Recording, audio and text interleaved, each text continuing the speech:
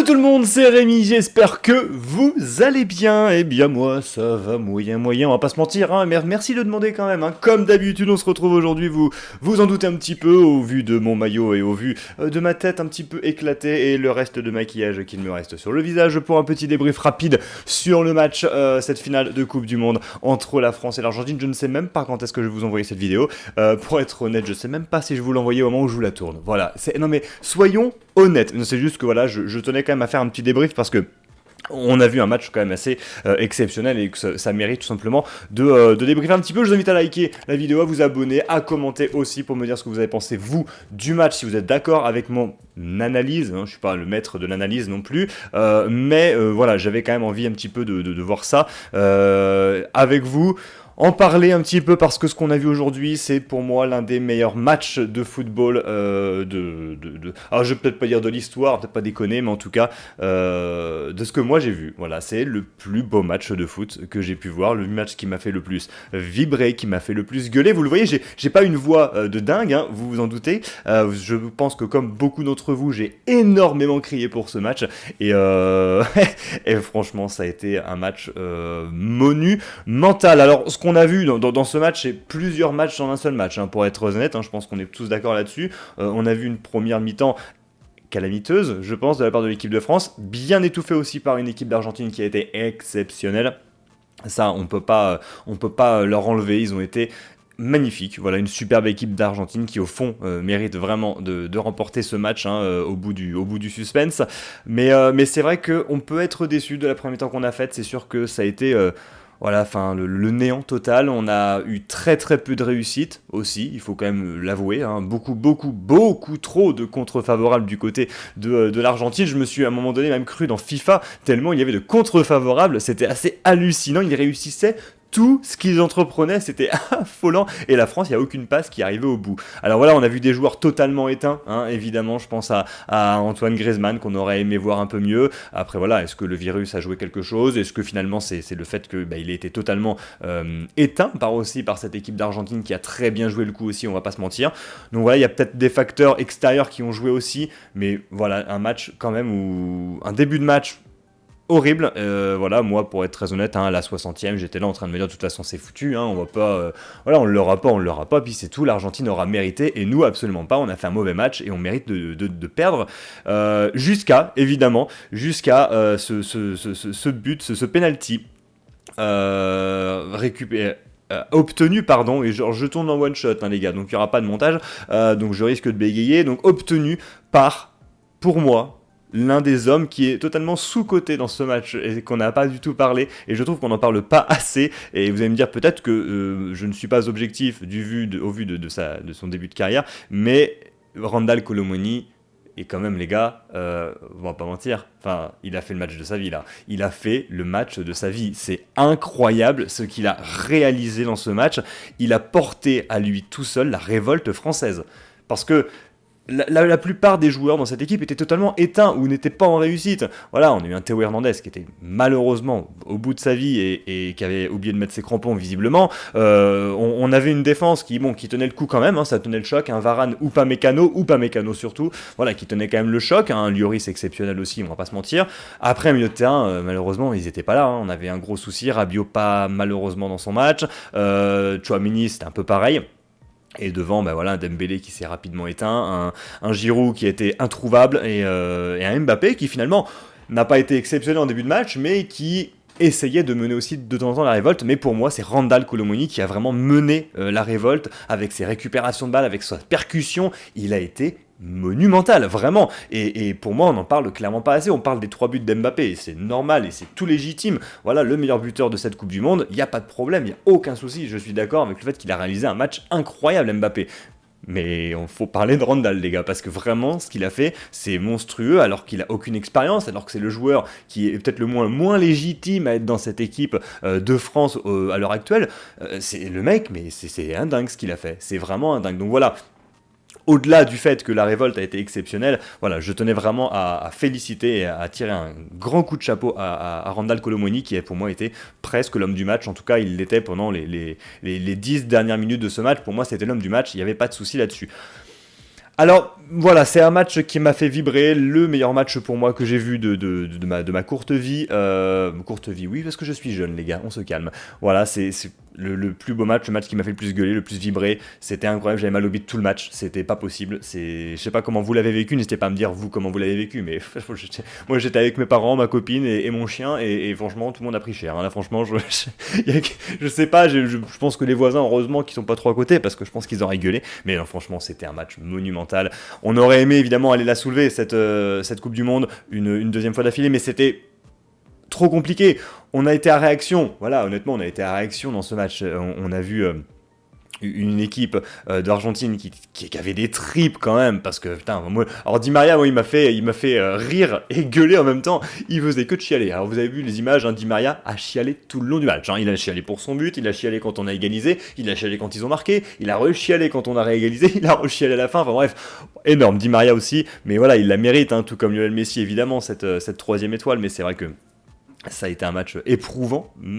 Psychologiquement, c'était éprouvant, les gars. Je suis fatigué, tu vois. J'ai vraiment fatigué, mais c'était énorme. Voilà, j'ai vécu un moment incroyable, un moment historique. Je sais pas ce que vous avez vécu vous, mais c'était quand même exceptionnel. Alors si on parle plus technique, voilà, on a vu quand même certaines choses un peu embêtantes. Hein. C'est vrai qu'en première mi-temps, c'était vraiment très embêtant. Après, c'est vrai que la révolte a été exceptionnelle. Les tripes, il suffisait juste d'un but. Hein. On le sait tous comment ça fonctionne le foot. C'est pas pour rien si le Maroc a été si loin dans cette Coupe du Monde. C'est aussi parce qu'ils ont les tripes, parce qu'ils avaient l'envie, la hargne et la confiance. Quand tu es en confiance, tu es capable de tout. L'Argentine a démarré le match en grosse confiance. Ils étaient capables de tout. Et après le but de Kylian Mbappé, on était capable de tout parce que justement, on avait une confiance qui s'était décuplée et voilà, on a réussi à revenir, ce qui était quand même assez improbable et on n'était pas si loin hein, au final de venir marquer le but de la victoire aussi. Après, c'est vrai que quand ils ont remarqué, il fallait aussi avoir des tripes pour remettre un autre but. Ce qui, encore une fois, était compliqué. Alors, le penalty est assez chanceux, évidemment, sur le tir d'Mbappé. Maintenant, ça reste légitime comme penalty. On parlera juste de l'arbitrage juste après parce que voilà c'était important aussi pour moi mais voilà c'est vrai qu'il fallait des tripes de fou pour aller chercher quelque chose aujourd'hui et voilà cette reprise de volée de Randal Colomoni, bon elle me reste en travers de la gorge, oui et non parce qu'il a fait tellement un beau match qu'il avait le droit de louper au moins une occasion je pense, c'était tout à fait légitime de sa part, voilà c'est vrai que bon, s'il la met à la 120e cette reprise de volée, bon bah ça fait but quoi et ça fait victoire et ça fait Coupe du Monde mais voilà c'est dommage, mais c'est pas ce qu'a fait tout le match non plus. Je pense qu'il mérite, hein, de toute façon, l'Argentine méritait d'aller au bout et méritait d'aller la gagner. Donc, au fond, justice est faite. Je ne suis pas plus déçu que ça, pour être honnête. Je sais que beaucoup de personnes sont déçues, mais moi j'ai regardé aussi un peu les images, parce que je suis resté un peu sur la chaîne où j'ai regardé le match, sans citer évidemment TF1, après le match, pour regarder un petit peu les réactions de tout le monde, et on voit bien que finalement les gens étaient quand même, et vous avez certainement aussi été un petit peu à la fois déçus, frustrés, mais en même temps tellement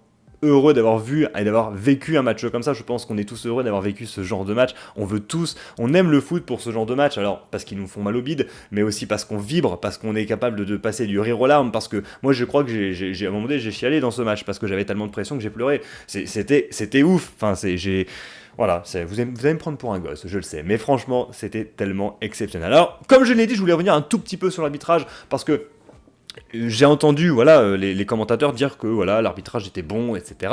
Alors qu'on ne déforme pas mes propos. Je suis pas en train de dire que l'arbitrage a été exécrable et que si l'arbitrage était bon, on aurait été champion du monde. C'est pas ce que je dis, d'accord. Ça n'aurait pas changé non plus la tournure du match de manière à l'opposé de ce qu'elle a été. Mais ça aurait pu jouer un tout petit peu et je pense que l'arbitrage n'a pas été parfait du tout, et moi je pense surtout à des faits d'anti-jeu tout simplement de la part de l'Argentine, des tirages de maillot, des tacles qui coupent une action, etc. Ce genre d'action, on est quand même d'accord, le règlement veut que quand tu coupes une action, quand tu fais de l'anti-jeu, tu prends un carton jaune. Et pour moi il y a eu minimum 4 actions, 4 situations où le carton jaune aurait dû être sorti par l'arbitre et il n'a pas été. Et c'est dommage parce qu'en fait tu ne défends pas pareil quand tu as un carton jaune, tu le sais, et c'est vraiment dommage finalement de ne pas avoir mis ces cartons jaunes là à ces moments là parce que Il les aurait mérités, on aurait certainement mérité d'autres cartons nous aussi à des moments, mais un peu moins quand même, un petit peu moins. Et puis pour moi le carton qui vraiment par contre je ne comprends pas, alors il faudrait m'éclairer en commentaire si vous avez la réponse, mais pourquoi le défenseur sur la faute sur Randal Colomoni pour le premier penalty, pourquoi là il n'a pas reçu de carton jaune? Qu'il n'ait pas de carton rouge, d'accord, parce que la double peine, tout ça, voilà, ils évitent, pas de problème. Par contre ça restait le dernier défenseur, que s'il n'accrochait pas Randal Colomoni, il pouvait tirer au but et il y avait une grosse occasion de but. En fait c'est dernier défenseur, c'est rouge normalement. Alors là, d'accord, c'était pas une grosse faute, mais ça méritait minimum le jaune. C'est évident. Alors n'hésitez pas à m'éclairer en commentaire, me dire mais Rémi t'as mal vu à un moment donné, peut-être que j'ai loupé quelque chose, parce que j'étais dans le feu de l'action, mais il y a un moment donné, moi j'étais même pas content d'avoir penalty là, j'ai dit mais il y a un carton, c'est une logique sans faille, si tu siffles le penalty, tu mets le carton jaune.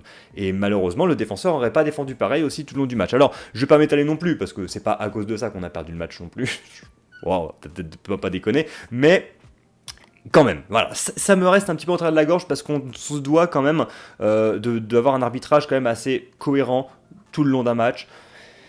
Ça n'a pas été pour moi totalement le cas et c'est pour moi des cartons jaunes qui sont faciles parce que c'est des cartons jaunes qui sont... La faute, elle est sifflée, c'est un acte d'anti-jeu, tu mets le carton jaune. La faute, elle est sifflée, c'est un penalty, c'est d'un défenseur, tu mets un carton jaune. C'est pas des choses où tu sais pas s'il y a faute, où tu peux pas utiliser la VAR, non, c'est des règles. Donc c'est là où ça m'embête, voilà, c'est là où ça m'a un petit peu embêté. Maintenant voilà, pour moi, je suis fier de cette équipe de France, fier de ce qu'ils ont réalisé, parce que malgré le fait qu'ils étaient vraiment contre tout le stade, hein, le stade était totalement contre l'équipe de France aujourd'hui, qu'ils étaient totalement à l'extérieur, qu'ils aient eu des faits de jeu quand même compliqués, où ils n'avaient absolument pas de réussite en première mi-temps, où ils n'étaient pas dedans du tout, où ils ont eu des occasions, l'Argentin a eu beaucoup d'occasions, où on a loupé des occasions, où on est revenu à la marque.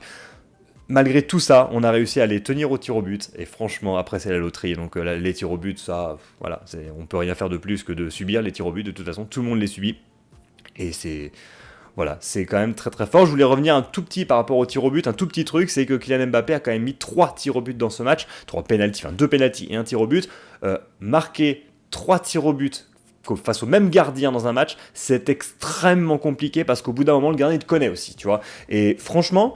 Bravo à lui, parce que ça c'est une perf qu'on va pas forcément noter, qui sera pas dans les journaux demain, mais que vraiment, mentalement, mettre 3 pénaltys, c'est très très fort, faut être exceptionnel, rien que pour ça, Mbappé, je lui tire mon chapeau, il a été vraiment parfait là-dessus, et voilà, et bravo aussi à Randal Colomoni d'avoir mis ce penalty aussi, parce que c'est peut-être pas le mec qui a le plus de... qui, selon moi, avant ce match, n'avait pas le plus de coronets, et ben pour moi, il a porté ses couilles aujourd'hui, vraiment, et il a été au bout de lui-même, voilà, grosse pensée aussi à Raphaël Varane, on l'a vu sortir en PLS total, et là du coup c'est presque pas une image, parce qu'il était vraiment pas bien, au bord je pense de l'évanouissement, et peut-être même de vomir. C'est quand on fait un gros effort, moi ça m'est arrivé aussi des fois de faire des gros efforts et du coup ton corps il subit plus. Là il était au bout, et de voir des gens, des joueurs s'acharner comme ça, bah franchement moi je suis admiratif de ce genre de choses, et bravo à eux, voilà, bravo aux Argentins qui méritent leur victoire, et voilà. Alors évidemment, dans les vidéos qui vont sortir, ou qui sont peut-être déjà sorties, parce que je pense que je vais essayer de la sortir lundi, cette vidéo, je suis pas sûr, on verra bien, mais dans les vidéos qui vont sortir dans les 2 prochains jours, entre lundi et mardi, il n'y aura pas de débrief, parce que voilà, j'avais déjà tourné les vidéos avant le match, donc voilà, mais en tout cas, je suis extrêmement fier de cette équipe de France, elle m'a envoyé du rêve.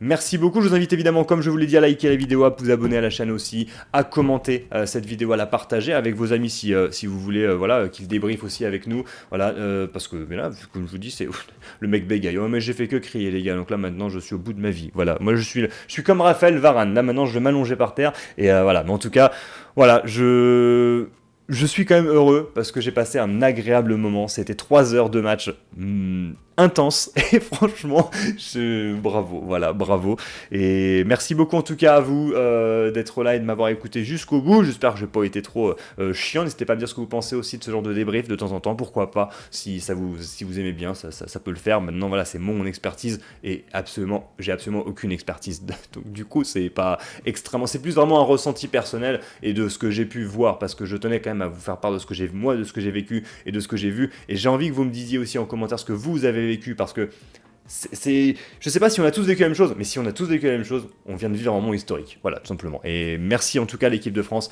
pour ça, merci à Didier Deschamps, merci à toute l'équipe de France qui nous a envoyé du rêve pendant cette Coupe du Monde, et même si elle n'est pas brodée ici, là, la 3e étoile, elle est vraiment pas loin et on peut presque en mettre une petite demi tellement on a été au bout de nous-mêmes aujourd'hui et franchement c'était exceptionnel, ils nous ont envoyé du rêve. Donc merci beaucoup à vous aussi, je vous fais d'énormes cœurs sur vous, prenez soin de vous, le savez, c'est le plus important. C'était Rémi, bisous bisous.